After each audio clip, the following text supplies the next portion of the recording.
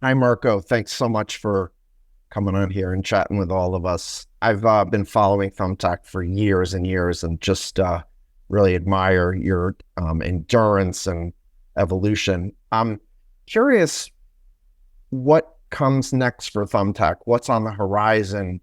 You mentioned like this, there's a lot of vertical marketplaces that are going deeper and deeper into the process itself. Like, is Thumbtack going to get deeper into the booking process with payments, scheduling, and all that? Or is it more like scaling up liquidity, getting Thumbtack more as like a brand awareness on the demand side? Like, where are you headed? So I'd say we have two big kind of strategic investments. One is continuing this forever work on the fulfillment experience and making Thumbtack more reliable, more consistent at helping you find the right pro for whatever you need done.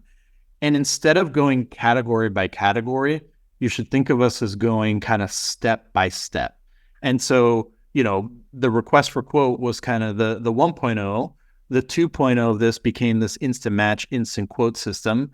And there, what we did very deliberately was to go look at what the pro was doing in their heads in terms of sort of matching criteria. And it's kind of the obvious thing is like, do I travel there? Do I do that type of job?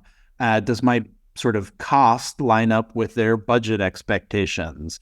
Do I work on that day, et cetera? And we tried to sort of get pros to pre-answer all of those with the exception of availability data, which we saw as its own sort of big bear that we left aside. And so the sort of Thumbtack 2.0 from a fulfillment standpoint was this instant quote system, but then the customer sort of was introduced to the pro and then they scheduled the job in the chat. Like it was no longer a supported experience. And so what's coming now, sort of our 3.0 experience, is instead of brokering introductions, Thumbtack is going to broker bookings, bookings for the job sort of itself, or maybe for an on-site estimate to get you a firm quote, but ultimately a scheduled next step for all of our categories. And, we're probably about 25% of the way there in terms of sort of facilitating these at scale. And not surprisingly, it is hard to sort of raise the bar on when a customer can contact a pro,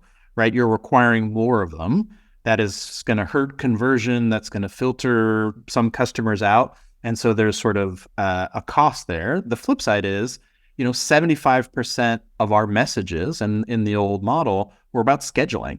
We knew this was the missing piece to bring people together. And so you need to see offsetting increase in sort of conversion and higher rate, sort of bottom of funnel type of metrics. And we do. And it's sort of very higher rate positive, in particular to the pro side. And that's compelling to us. So there's more work to do to kind of finish rolling that out.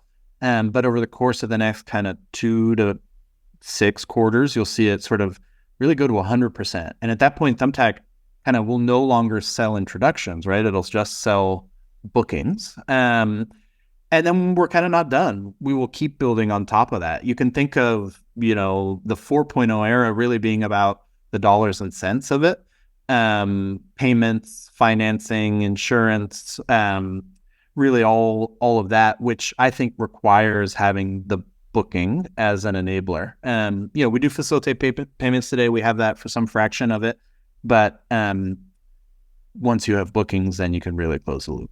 And I'm excited about that. And I think, you kind of can't shortchange it. I think we're the furthest down the funnel in this experience, especially sort of horizontally as we are. But you kind of have to grind through a lot of work to make it happen.